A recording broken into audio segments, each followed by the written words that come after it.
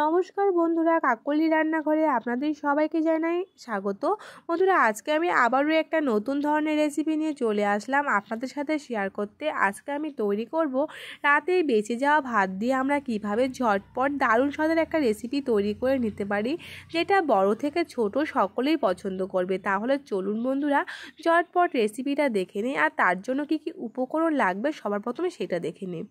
তার জন্য নিয়ে নিয়েছি গাজর, ফুলকপি, ক্যাপসিকাম, বিনস, পেঁয়াজ কুচি, রসুন কুচি, মটরশুঁটি। আপনারা চাইলে বন্ধুরা, এখন তো শীতকাল, অনেক রকমের সবজি ঘরে থাকে, পছন্দ মতন আরও সবজি অ্যাড করতে পারেন। আর নিয়ে নিয়েছি এখানে রাতে বেঁচে যাওয়া ভাতটা। সবার প্রথমে গ্যাস ওভেনটা জ্বালিয়ে একটা কড়াই গরম বসিয়ে দিয়েছি। কড়াইতে দিয়ে দিচ্ছি সাদা তেল। সাদা তেলটা গরম হয়ে গেছে। এবার আমি এর মধ্যে দিয়ে দিচ্ছি রসুন কুচি। এখানে আমি 2 কোয়া রসুন কুচি রেখেছিলাম, সেই রসুন কুচি পুরোটাই দিয়ে দিলাম। রসুনটা একটু সামান্য লাল হয়ে গেলে এবার আমি এর মধ্যে দিয়ে দিচ্ছি ফুলকপি কুচি। ফুলকপিটাকে দিয়ে আমি 2 মিনিটের জন্য ভেজে নেব। এতে করে ফুলকপির একটা কাঁচা গন্ধ থাকে, সেই কাঁচা গন্ধটা চলে যাবে। ফুলকপিটা 2 মিনিট ভাজা হয়ে গেছে। এবার আমি এর মধ্যে দিয়ে দিচ্ছি যে সবজিগুলো কেটে রেখেছি, সেই সবজিগুলো বিনস, গাজর, ক্যাপসিকাম, মটরশুঁটি আর এখানে 3টে কাঁচা লঙ্কা কুচি দিয়ে দিলাম। এখানে কিন্তু পেঁয়াজটা এখনই আমি দেবো না, পেঁয়াজটা আরেকটু সবজিটা ভাজা হয়ে যাবে তখন দেব। সবজিটা সামান্য একটু আমি ভেজে নিচ্ছি। সবজিটা 5 মিনিটের মতন ভাজা হয়ে গেছে। এবার আমি এর মধ্যে বড় সাইজের একটা পেঁয়াজ কুচিয়ে রেখেছিলাম, সেই পেঁয়াজ কুচি পুরোটাই দিয়ে দিলাম। পেঁয়াজটাকে দিয়ে আমি সবজিটাকে আরও ভালো করে কিছুক্ষণ ভেজে নেব, যতক্ষণ না সবজিটা সেদ্ধ হয়। দেখুন, সবজিটা খুব ভালো করে ভাজা হয়ে গেছে। এবার আমি এর মধ্যে দিয়ে দিব 1 চা চামচ নুন। নুনটা দিয়ে আমি সবজির সাথে খুব ভালো করে মিশিয়ে নিচ্ছি আবারও।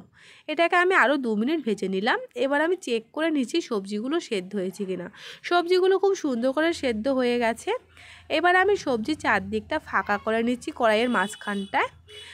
এবার আমি এর মধ্যে দিয়ে দেব একটা ডিম। ডিমটা দিলে কিন্তু বাচ্চারা খুবই পছন্দ করবে এই ভাতটা খেতে, তাই ডিমটা অবশ্যই দেওয়ার চেষ্টা করবে। আমি এখানে সবজির সাথে দিয়ে দিলাম। আপনারা চাইলে আগের থেকে ডিমটা ভুজিয়া করেও রেখে দিতে পারেন। ডিমটা আমি ভালো করে সবজির সাথে ভুজিয়া করে নিচ্ছি। এবার আমি সব কিছুকে খুব ভালো করে মিশিয়ে নেব সবজির সাথে।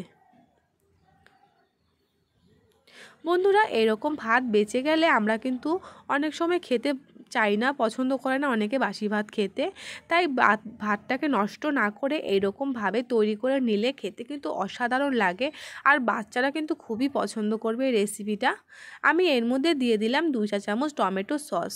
এখানে আপনারা টমেটো সসের বদলে টমেটো কুচিও দিতে পারেন বা নাও দিতে পারেন, এটা পুরোটাই অপশনাল।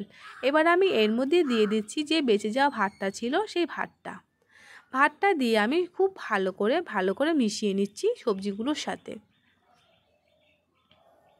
এবার আমি এর মধ্যে দিয়ে দিলাম 1/2 চা চামচ নুন আর দিয়ে দেব 1 চা চামচ হলুদ গুঁড়ো। এই হলুদটা দেওয়ার কারণে কিন্তু ফ্রাই করলে ভাতটা কালারটা দারুণ লাগে, তাই হলুদটা দিয়ে দিলাম আমি। দিয়ে সব কিছুকে খুব ভালো করে মিশিয়ে নেব। এটা আমি 2-3 মিনিটের মতন ভালো করে ভেজে নিচ্ছি।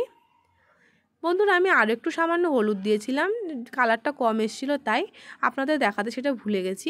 এবার শেষ পর্যায়ে আমি এর মধ্যে দিয়ে দিলাম সামান্য একটু ধনেপাতা কুচি আর গোলমরিচ গুঁড়ো। ব্যাস, তৈরি হয়ে গেল আমার বাসি বেঁচে যাওয়া ভাত দিয়ে দুর্দান্ত স্বাদের ফ্রাই রাইস।